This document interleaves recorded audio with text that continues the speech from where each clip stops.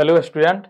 तो फिर से हम एक बार आ गए हैं क्लास 10th का वीवीआई क्वेश्चन लेकर, ठीक है, जो आपको बोर्ड एग्जाम तक काफ़ी हद तक मदद कर सकता है। इसलिए आप लोग इस चैनल में बने रहिए। जब तक आप लोग का एग्जाम नहीं बीत जाता तब तक केवल वीवीआई क्वेश्चन ही डालेंगे, ठीक है, जो पिछले साल में पूछ दिया है या आने वाला समय में भी 2024 में पूछ सकता है, ठीक है। तो चलिए इस वीडियो का आज पहला क्वेश्चन पर हम लोग बात करेंगे। उस बिंदु का निर्देशांक ज्ञात करें जो बिंदु, जैसे एक रेखाखंड है यहाँ पर ए और बी, दो रेखाखंड, एक रेखाखंड है, ठीक है। तो ए का निर्देशांक दिया -1 और 7 और दूसरा का दिया है 4 और -3, ठीक है। कहता मिलाने वाली रेखाखंड को 2:3 में, यानी इसको 2:3 में विभाजित करता है। तो कह रहा है इस बिंदु, यानी ये जो सी बिंदु है जिसका नियामक एक्स वाई है, इसी का मान निकालना है। सी बिंदु का मान निकालना है, 2:3 में विभाजित करता है, ठीक है। ए का निर्देशांक दिया हुआ है, बी का निर्देशांक दिया है, तो इसका मान निकालना है सी का, ठीक है। तो चलिए हम लोग देखते हैं विभाजन सूत्र इसमें लगेगा। कौन सा सूत्र? विभाजन सूत्र। तो यहाँ पे लिखेंगे विभाजन सूत्र से, विभाजन सूत्र से एक्स का मान निकालने के लिए क्या करेंगे, इसको हम लोग मान लेते हैं एम, इसको मान लेते हैं एन, ठीक है। यहाँ पे लिखेंगे x1 गुने एन प्लस एम गुने x2 बटा एम प्लस एन हो जाएगा, ठीक है।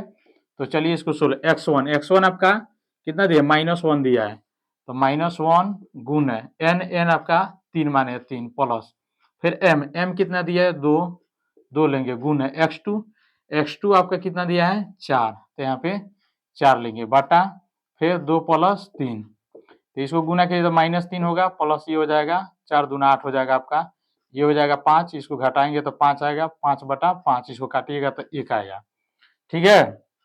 चलिए उस तरह y का मान निकालेंगे। तो y का मान निकालने के क्या करेंगे, y1 गुने एन प्लस एम गुने y2 बटा एम प्लस एन, ठीक है। तो y1 बराबर हमारा 1 है, सॉरी 7 है यहाँ पर, तो 7 गुने एन बराबर 3 है, 3 लेंगे प्लस फिर एम बराबर 2 है, तो 2 लेंगे गुने y2 बराबर हमारा कितना है -3, तो -3 यहाँ पे लेंगे बटा ये हो जाएगा 3 + 2, ये हो जाएगा हमारा 7 × 21, ये प्लस माइनस माइनस हो जाएगा 3 दूना 6 बटा ये हो जाएगा आपका 5, इसको घटाइएगा तो आपका 15 होगा, फिर यहाँ पे 5 घटेगा 3 होगा, भागा कीजिएगा, ठीक है। तो देखिए एक्स वाई का जो हमारा नियामक आ गया, एक्स बराबर 1 है तो 1 लिखेंगे और फिर वाई बराबर 3 है तो 3, यही हमारा जो हुआ रियल आंसर हुआ, ठीक है। विभाजन सूत्र से कम 2 नंबर का क्वेश्चन आपके एग्जाम में रहेगा, ठीक है। तो आप लोग इसको ध्यान से देखिए। यहाँ पे सबसे ज्यादा होता है मान रखना, ठीक है। यहाँ पे x1 लीजिएगा तो इधर का लीजिएगा n, x2 लीजिएगा तो इधर का हम लोग लेंगे m, इसको आप कुछ भी मान सकते हैं, हम n m माने हैं, आप लोग जो मर्जी करे वो भी मान सकते हैं, ठीक है। तो चलिए यही जो सी बिंदु का नियामक हो गया आपका 1 और 3, यही जो आपका आंसर हुआ यहाँ पर इसका, इस बिंदु का सी का नियामक यहाँ पे जो दिखाया गया है। चलिए तो इस वीडियो का हम लोग दूसरा क्वेश्चन में बात करते हैं।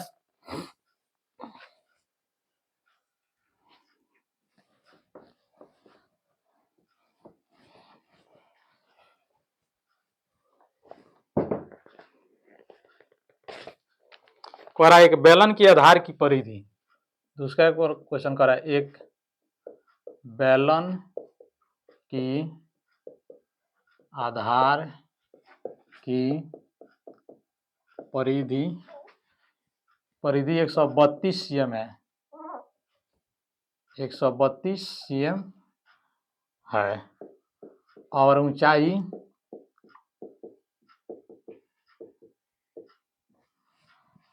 ऊंचाई आपका 25 cm है, ठीक है।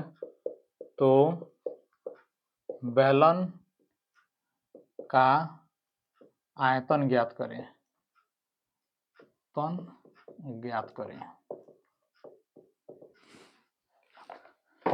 ठीक है। चलिए कह रहा है आधार के त्रिज्या, एक बेलन है आपका, ये बेलन हो गया, ठीक है। इसका जो आधार है ये वृत्तकार है, ऊपर वाला भाग भी वृत्तकार होता है, ठीक है।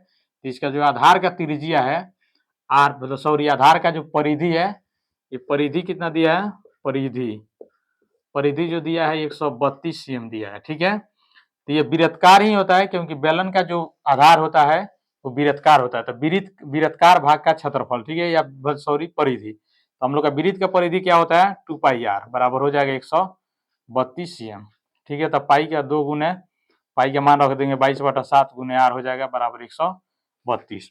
अभी सभी को हम लोग क्या करेंगे इधर भेजेंगे, तो r बराबर हो जाएगा 132 गुने 7 गुने 2 गुने 22 हो जाएगा, ठीक है। तो चलिए हम लोग 11 से इसको काटते हैं, 11 दूना 22, ये हो जाएगा आपका 11 कम 11, 11 दूना 22 आपका हो जाएगा।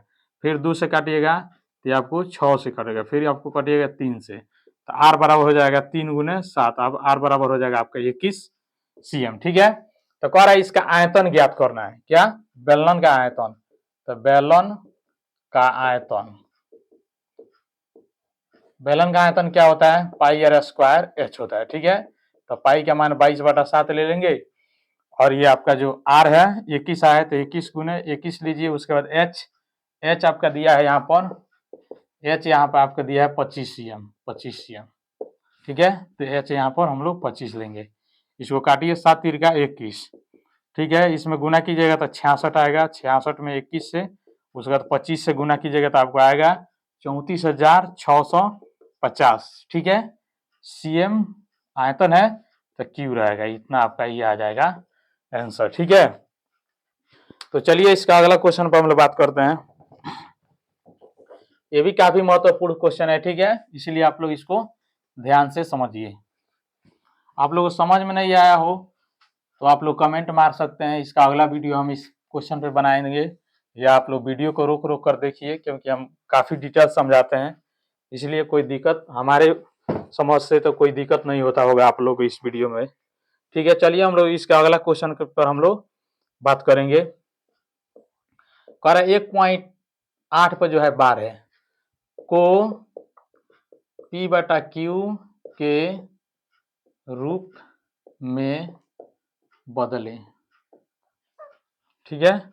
इसको हम लोग P/Q के रूप में क्या करना है बदलना है, ठीक है।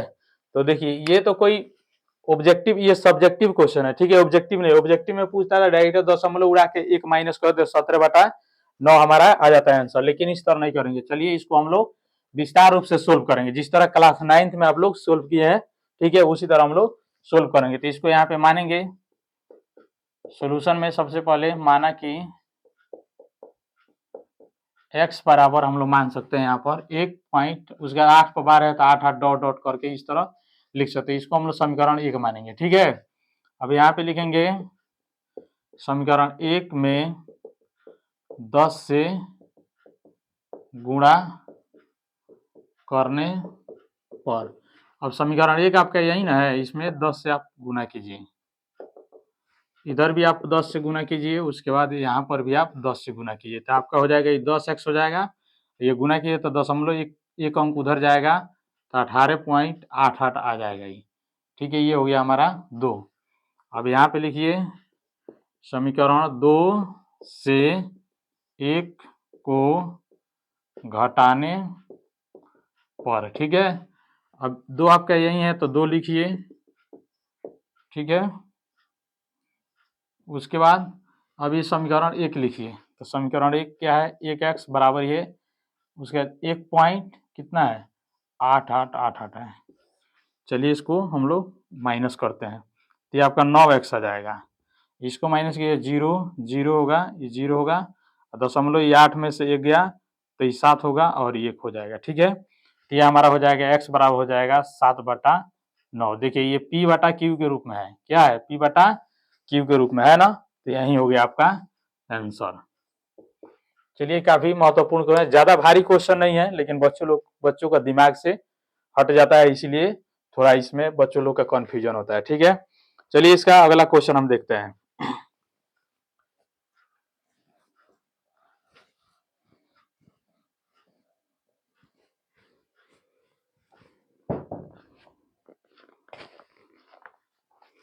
इसका अगला क्वेश्चन कह रहा है यदि किसी एपी का 8वां पद, क्या है 8वां पद 17 तथा 14वां पद 29 है तो उस एपी का पांचवा पद ज्ञात करें। ठीक है, कह रहा है इसका दिया है। ठीक है, इसमें दिया है एपी का 8वां पद, यानी यहाँ पे क्या दिया है आप लोगों का, दिया है ए 8 बराबर आपका दिया है 17। ठीक है, दूसरा दिया है 14वां पद, यानी ए 14 बराबर आपको दिया है 29। ठीक है, तो ए 8 का फॉर्मूला होता है आपको ए प्लस 7d बराबर 17 हो जाएगा। ये हो गया आपका समीकरण 1। ए 14 का फॉर्मूला होता है ए प्लस 13d बराबर हो गया आपका 29। ठीक है, अगर ये समझ में नहीं आया हो कि इतना जल्दी सर किस तरह बना दे रहे हैं, तो मैंने इस पे डिटेल्स वीडियो इस चैप्टर पर एपी पर अर्थमेटिक प्रोग्रेशन पर मैंने इस चैनल पर अपलोड कर दिया है, आप लोग जाकर उसका थ्योरी देख सकते हैं। ठीक है, उसके बाद समीकरण 1 और 2 से यहाँ पे लिखेंगे, समीकरण 1 और 2 से। ठीक है, समीकरण 1 है ए प्लस 7d बराबर 17 और दूसरा है आपका ए प्लस 13d बराबर 29। इसको माइनस कीजिए, माइनस यहाँ कीजिए, ये कट जाएगा, ये घटेगा आपको तो 6d हो जाएगा, और ये आपको घटेगा तो 2 हो गया, 1 12 हो गया। ठीक है, तो आप ये भी माइनस हो गया, यहाँ पर भी माइनस होता, 6 दूना 12 माइनस माइनस कर दिया, डी बराबर आपका आ गया 2। ठीक है, तो ए का भी मान निकालेंगे। ठीक है, अब यहाँ पे लिखेंगे समीकरण 1 में डी का मान रखने पर। ठीक है, रखने पर तो क्या करेंगे, 1 प्लस 7d बराबर आपका है 17, उसके बाद a प्लस 7 गुने 2 बराबर है 17। ठीक है, तो a बराबर 7 दूना आपका 14 हो गया, बराबर ये आपका हो गया 17, यानी a बराबर हो गया 17 माइनस 14, यानी a बराबर आपका हो गया 3। a बराबर आपका आ गया 3। ठीक है, तो उसके बाद कौन सा पद कह रहा है, 5वां पद, यानी a5 क्या कर रहा है, a5 बराबर हो 8। तो a5 का फॉर्मूला होता है a प्लस 4d। ठीक है, तो यहाँ पे a बराबर 3 है प्लस 4 गुने d बराबर आपका कितना है 2, तो यहाँ पे 2 रखिए, तो आपका 3 प्लस 4 दूना 8 हो जाएगा, 8 3 11 हो जाएगा आपका आंसर। ठीक है, देखिए इसका 5वां पद जो है, 5वां पद आपका हो जाएगा 11। चलिए यहाँ पे a 8 बराबर 17 है दिया है, तो a प्लस 7d हो जाएगा, a 14 बराबर आपका 29 है, 14वां पद, इसका मतलब t 14 या f 14। ठीक है, तो a प्लस 13d, क्योंकि फॉर्मूला होता है an का फॉर्मूला आप लोग याद कीजिए, a plus n minus 1 into D होता है। ठीक है, तो यहाँ पे -1 है, तो इतना जैसे यहाँ पे 14 है, इसलिए यहाँ पे हम लोग -1 करके डायरेक्ट यहाँ पे 14 है, तो यहाँ पर 13 हम लोग लिख सकते हैं। उसके बाद क्या करेंगे, समीकरण 1 और 2 से घटा देंगे, घटेगा तो यहाँ पे 7 6 13 आएगा। उसके बाद आपको 9 में से 7 गया 2, उसके बाद 2 में से 1 गया 1, 12 हो गया, 6 दूना 12 2 आएगा, 2 का मान यहाँ पे रखिएगा समीकरण 1 में यहाँ पर, तो उसके बाद आपको 14 आएगा, उसके बाद 14 इधर प्लस में है तो इधर जाके माइनस हो गया, यानी 17 में से 14 घटेगा आपको 3 हो जाएगा। ठीक है, a बराबर 3 d बराबर 2 मिल गया, तो हमको a5 निकालना है, a5 का फॉर्मूला होता है a प्लस 4d होता है। ठीक है, तो उसके बाद 1 के जगह पर वहां पे कितना 3, तो 3 रख देंगे, 4 के जगह पर 4, उसके बाद गुने 2, यहाँ पर d 2 है हमारा, 2 रखेंगे, 4 दूना 8 3 11 आपका हो जाएगा, यानी a5 इसका हो जाएगा आंसर, कितना हो जाएगा 11। ठीक है, चलिए इसका अगला क्वेश्चन पर हम लोग बात करते हैं।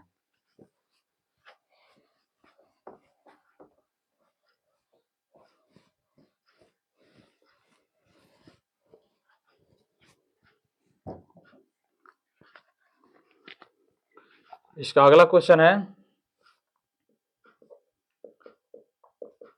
एक शंकु के आधार की त्रिज्या 5 cm तथा ऊंचाई 12 cm है, तो इसका वक्र पृष्ठ का क्षेत्रफल ज्ञात करें। ठीक है, ये भी देखिए काफी वीवीआई क्वेश्चन है। ठीक है, और हर साल लगभग पूछता है ये क्वेश्चन। ठीक है, तो चलिए आप लोग ध्यान दीजिए इस पर। ये कह रहा है एक शंकु के आधार की त्रिज्या, जैसे आपको एक शंकु हो गया, ये हो गया आधार इसका, ठीक है, शंकु का आधार हो गया ये। तो इसका जो त्रिज्या दिया है 5 cm दिया है, यहाँ पर दिया है 5 cm, आर बराबर हो गया 5 cm और एच दिया आपका 12 cm, ठीक है। तो कह रहा है वक्र पृष्ठ का क्षेत्रफल, तो शंकु का वक्र पृष्ठ क्या होता है?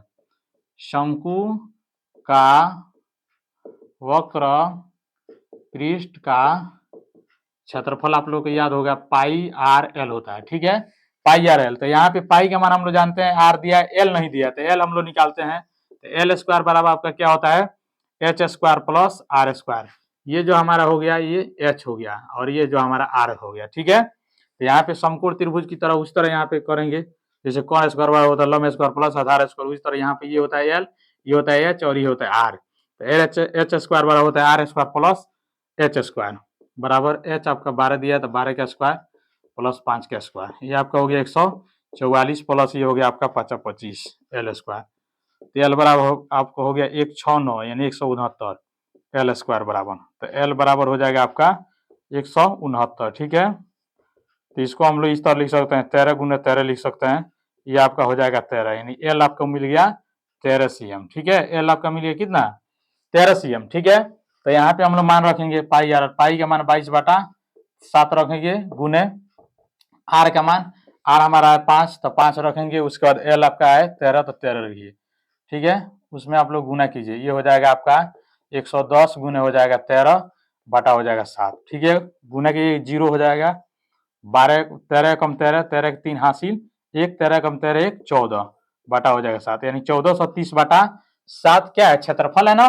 तो क्या है? सीएम में दिया है तो ये आपका हो जाएगा सीएम स्क्वायर, ठीक है। देखिए अगर मीटर में रहेगा तो मीटर स्क्वायर, सीएम में रहेगा तो सीएम स्क्वायर देना जरूरी है, नहीं तो एग्जामिनर काट देगा, ठीक है। क्योंकि क्षेत्रफल का ऐसा ही मात्रा क्या होता है? मीटर स्क्वायर, मीटर में है, सीएम है तो सीएम स्क्वायर देंगे, ठीक है। अगर आयतन रहेगा तो मीटर क्यूब या सीएम क्यूब देना जरूरी है, ठीक है। देख लीजिएगा यहाँ पे क्या क्या चीज में दिया, अगर मीटर में है, सीएम है तो सीएम स्क्वायर, मीटर में रहेगा तो मीटर स्क्वायर, या आयतन रहेगा तो मीटर क्यूब या सीएम क्यूब आयतन मिलेगा, क्योंकि आयतन का सही मात्रक होता है मीटर क्यूब या सीएम क्यूब, ठीक है। तो चलिए इसका अगला क्वेश्चन पर हम लोग बात करते हैं। आप लोगों का काफी महत्वपूर्ण समय चल रहा है, ठीक है। अब आप लोग बहुत करीब है अपने मंजिल को पाने के लिए, ठीक है। तो इसीलिए आप लोग ज्यादा कोशिश कीजिए, पूरी रात पढ़िए, ठीक है। चलिए इसका अगला हम लोग क्वेश्चन पर ध्यान देंगे।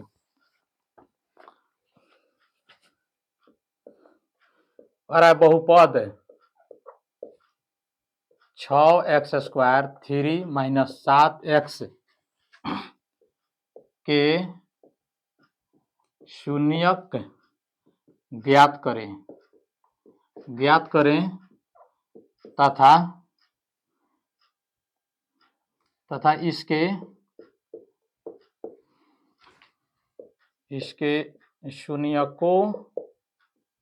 शून्यकों और गुणांकों के बीच सत्यता की जांच करें, ठीक है। यानी इसका शून्यक भी निकालना है और आपको जांच भी करना है, ठीक है। द्विघात बहुपद का आप लोग थ्योरी याद कीजिए। जांच करने के लिए कौन सा फॉर्मूला होता है, ठीक है। यहाँ पे जांच करने का जो फॉर्मूला होता है alpha plus beta into beta होता है, ठीक है। तो चलिए पहले इसको हम लोग सोल्व करें। 6x स्क्वायर 3 माइनस 7x, देखिए इसको इधर का बी के जगह पर सी दिया, सी के जगह पर बी दिया है, यानी द्विघात बहुपद का व्यापक रूप होता है ax square plus bx plus c बराबर 0, ठीक है। तो इस रूप में हम लोग को इसको लिखना पड़ेगा 6x square minus 7x minus 3 बराबर 0, ठीक है। चलिए इसको आप लोग तोड़िए। तो इसमें इसको तोड़ने का क्या नियम है? इसमें गुना करेंगे, गुना करने के बाद हमारा 18 आएगा और 18 को हम लोग तोड़ेंगे, तोड़ने के बाद हमको -7 मिलना चाहिए, ठीक है। तो 6 3 का 18 आ गया और 9 दूना भी 18 होता है, 9 में से 2 घटेगा तो आपको 7 मिल जाएगा। तो इसको इस तरह तोड़िए, -9x प्लस 2x माइनस 3, ठीक है, बराबर आपका हो गया 0। इसमें दोनों में 3x कॉमन है तो ये हो जाएगा आपका 2x माइनस हो जाएगा 3, इसमें कुछ नहीं कॉमन है क्योंकि इसमें 2 है लेकिन इसमें नहीं है, इसमें 3 है तो इसमें 3 नहीं है, तो ये कॉमन है। यहाँ पर 2x माइनस 3 बराबर 0 हो गया, ठीक है। ये हो गया 2x माइनस 3, ये आपका हो गया 3x माइनस प्लस 1, ठीक है। यहाँ पे देखिए ये दोनों बराबर है, दोनों में से एक लिए उसके बाद 3x फिर +1 लिख देंगे, बराबर हो गया आपका 0। चलिए इसको 2x माइनस 3 बराबर 0 लीजिए, तो ये आपका हो जाएगा 2x बराबर हो जाएगा 3, यानी x बराबर हो जाएगा 3/2, ये हो जाएगा हमारा अल्फा। ठीक है, उस तरह इसको तोड़ेंगे, 3x + 1 बराबर 0, यानी 3x बराबर हो गया आपका 1, यानी x बराबर हो जाएगा -1/3, ये हो गया आपका बीटा। ठीक है, अब चलिए इसको हम लोग सत्यता की जांच करते हैं। तो जांच के लिए होता है, जांच के लिए हम लोग क्या करेंगे, अल्फा प्लस बीटा बराबर होगा -b/a, यानी अल्फा का मान 3/2 दिया है, तो यहाँ पर 3/2 लिखेंगे, प्लस बीटा का मान दिया है -1 आया है -1/3, तो -1/3 रखेंगे बराबर, यहाँ पे बी फॉर्मूला का बी रखेंगे, यहाँ पर बी की जगह कितना है, इसमें से नहीं तुलना करेंगे क्योंकि ये है हमारा, इस रूप में होना चाहिए। ठीक है, इससे नहीं तो इससे क्या हो जाएगा, गलती हो जाएगा। ठीक है, तो हम लोग इससे -7 लेंगे, तो -7 हो गया। एक जगह पे यहाँ पे कितना है 6, तो 6 लेंगे। चलिए ये हो गया हमारा 3/2 प्लस माइनस माइनस 1/3 बराबर माइनस माइनस प्लस 7/6। इसको हम लोग क्या करेंगे, बटाए घटाव करेंगे, तो ये हमारा हो जाएगा 6 हो जाएगा, लघुत्तम ये हो जाएगा 3 दूना 6, यानी 3 तिरका 9 माइनस 3 दूना 6, 2 एकम 2 बराबर हो जाएगा 7/6। ये 9 में से 2 गया तो 7 हो गया, 7/6 हो गया, ये भी हो जाएगा 7/6। देखिए आपका ये दोनों क्या हो गया, बराबर आ गया। ठीक है, उसके बाद एक और भी है, एक और अल्फा प्लस बीटा भी है और अल्फा इंटू बीटा भी है। अल्फा इंटू बीटा बराबर होता है c/a। अल्फा अल्फा की जगह पर हमारा आया 3/2 गुने बीटा का जगह -1/3 -1/3, फिर सी की जगह पर यहाँ पे कितना है -3, तो -3 लेंगे, एक जगह पर है 6, तो 6 लेंगे। इसको काटिए, कट गया, ये -1/2 हो गया बराबर, ये भी हो गया 3 एकम 3 और 3 दूना 6, ये हो गया माइनस, यहाँ चल जाएगा -1/2 हो गया। देखिए ये दोनों भी आ गया बराबर। इसका मतलब इस तरह आप लोग बनाइएगा, तो अब आपको एग्जामिनर सिर्फ 2 नंबर देगा। ठीक है, क्योंकि ये 2 नंबर पूछता है, ज्यादा भारी क्वेश्चन भी नहीं है और ज्यादा इसमें ज्यादा कैलकुलस भी नहीं, इसीलिए 2 नंबर में बोर्ड एग्जाम में आपको पूछता है। ठीक है, तो चलिए इसके आगे वाला और एक और क्वेश्चन देखते हैं, लास्ट क्वेश्चन।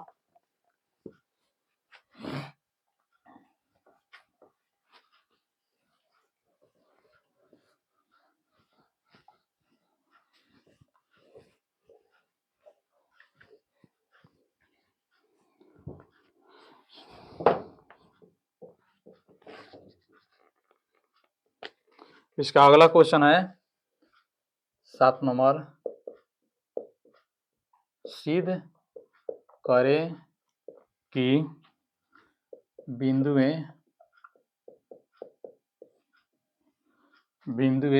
P बराबर है आपका 3 2, ठीक है, Q बराबर है आपका -2 -3 और R बराबर है आपका 2 और 3 दिया है। ठीक है, एक समकोण त्रिभुज है, एक समकोण त्रिभुज है। ठीक है, चलिए इसको हम लोग देखते हैं, ये जो बिंदु दिया हुआ है PQR, तो ये समकोण त्रिभुज है कि नहीं। तो समकोण त्रिभुज होने के लिए क्या हमारा मान्यता है, यानी समकोण त्रिभुज में ये 3 भुजा इस तरह, तो जो सबसे बड़ा भुजा होता है, सबसे बड़ा, जैसे मान लीजिए P हो गया, आपका Q हो गया, R हो गया। ठीक है, तो सबसे बड़ी भुजा का वर्ग यानी PR का वर्ग अन्य 2 भुजाओं के वर्गों के योग के बराबर होना चाहिए। जैसे अन्य 2 भुजा PQ का स्क्वायर प्लस ये QR का होल स्क्वायर। ठीक है, तो ये सबसे बड़ी भुजा सबसे बड़ी भुजा हुआ और ये 2 अन्य 2 छोटी भुजा। चलिए इसको पहले बीच की दूरी निकालेंगे और बीच की दूरी इस पे हम लोग रखेंगे। इसको सोल्व करने के बाद इसको सोल्व, अगर दोनों आपस में बराबर आ गया तो मानेंगे ये समकोण त्रिभुज है। ठीक है, अगर नहीं आएगा तो कहेंगे समकोण त्रिभुज नहीं है। ठीक है, तो चलिए इसको हम लोग देखते हैं, 3 हो गया, 2 हो गया, उसके बाद Q आपका दिया है -2 -3, R आपका दिया है 2 और 3। ठीक है, तो चलिए इसको हम लोग पहले PQ के बीच की दूरी निकालते हैं, ये PQ हो गया, तो बीच की दूरी सूत्र आप लोग याद कीजिए, x1 - x2 के whole square plus y1 - y2 के होल स्क्वायर होता है ना। चलिए इसको हम लोग सोल्व करते हैं। ठीक है, तो उसके बाद देखिए PQ यानी इस ये और ये हम लोग देखेंगे, x1 कितना है हमारा 3 है, फिर माइनस x2 है -2, तो ये माइनस और ये माइनस आपका हो जाएगा प्लस, ही हो जाएगा 2 के होल स्क्वायर प्लस, फिर y1 हमारा 2 है और y2 कितना है हमारा 3, तो माइनस माइनस ये भी हो जाएगा प्लस। ये हो जाएगा आपका 5 हो जाएगा 5 के स्क्वायर प्लस ये भी हो जाएगा आपका 5 का होल स्क्वायर, बराबर ये आपका 5 का स्क्वायर हो जाएगा 25 प्लस ये भी हो जाएगा आपका 25, जोड़िएगा तो रूट अंडर ये आपका आ गया 50। ठीक है, उसी तरह हम लोग निकालेंगे उसके बीच की दूरी, क्यू आर के बीच की दूरी, क्यू आर ये यानी ये है हमारा। ठीक है, क्यू आर के बीच की दूरी हम लोग निकालेंगे, तो क्यू आर भी -2 ये -2 का होल स्क्वायर, क्योंकि x1 बराबर -2 है और x2 बराबर 2 है, तो एक फार्मूला का -2 और यहाँ पे माइनस दिया हुआ है तो माइनस हो जाएगा, प्लस उसके बाद 2 उसके बाद माइनस ये हो जाएगा 3 का होल स्क्वायर, क्योंकि सॉरी यहाँ पर इस तरह है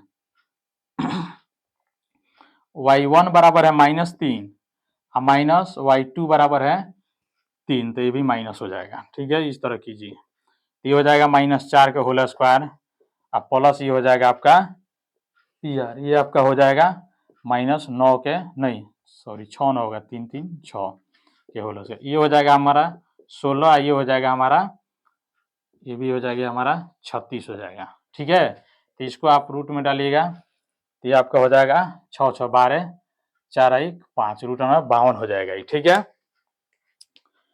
यहाँ पे देखिए मान सही रखे हैं ना, -2 ये भी माइनस हो जाएगा, ये -3 दिया है, ये भी फार्मूला का है तो माइनस हो जाएगा, 2 2 4 3 3 6 4 चौका 16 6 1 36 6 6 12 के 2 हासिल 1 4 1 5 रूट 52। चलिए उसके बाद इस तरह निकालेंगे पी आर के बीच की दूरी यानी पी आर भी आपका उसी तरह मिलेगा, ये 3 में से 2 घटेगा यानी 3 में से 2 घटेगा इसका होल स्क्वायर, उसके बाद क्या हो जाएगा आपका प्लस उसी तरह यहाँ पे 2 में से 3 का इसका होल स्क्वायर, यानी रूट में डालिएगा तो ये हो जाएगा आपका 1 का स्क्वायर प्लस ये भी हो जाएगा आपका -1 का होल स्क्वायर, तो ये आपका हो जाएगा रूट अंडर 1 प्लस 1, यह हो जाएगा आपका रूट अंडर 2।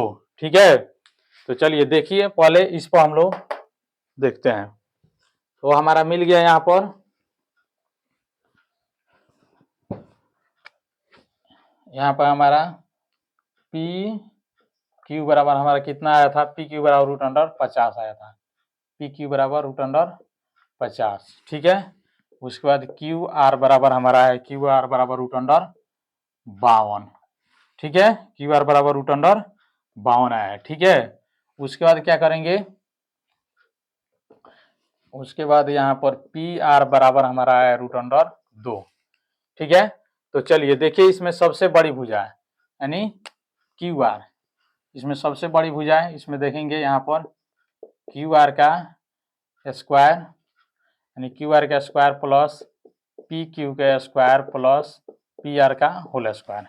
ठीक है, उसके बाद यहाँ पे हम लोग क्या करेंगे, इसके देखिए सबसे बड़ी भुजा क्या है रूट अंडर 52 है, तो यहाँ पे रूट अंडर 52 का होल स्क्वायर करेंगे, फिर हमारा पी क्यू हमारा कितना है रूट अंडर 50, रूट अंडर 50 का होल स्क्वायर करेंगे प्लस ये पी आर हमारा है रूट अंडर 2 का होल स्क्वायर करेंगे। ठीक है, ये स्क्वायर से रूट कट गया, ये हो गया 52, ये भी स्क्वायर से रूट कट गया, ये हो गया आपका 50 और प्लस ये कट गया, ये हो गया 2, यानी ये हो गया आपका 52, ये भी हो गया आपका 52। देखिए दोनों का वर्गों का योग क्या है, बराबर है, इसका मतलब ये पी क्यू आर क्या है, एक समकोण त्रिभुज है। ठीक है, तो यहाँ पे लिख देंगे हाँ त्रिभुज पी क्यू आर एक समकोण त्रिभुज है। ठीक है, चलिए आपका हो गया प्रूफ। चलिए तो आज के लिए इतना ही। ठीक है, आप लोग मेहनत करके पढ़िए, क्योंकि परिश्रम का फल कभी क्या होता है, बेकार नहीं जाता है। ठीक है, इसलिए आप लोग मेहनत करके पढ़िए। ठीक है, हम यही कहेंगे। चलिए ओके बाय, थैंक यू।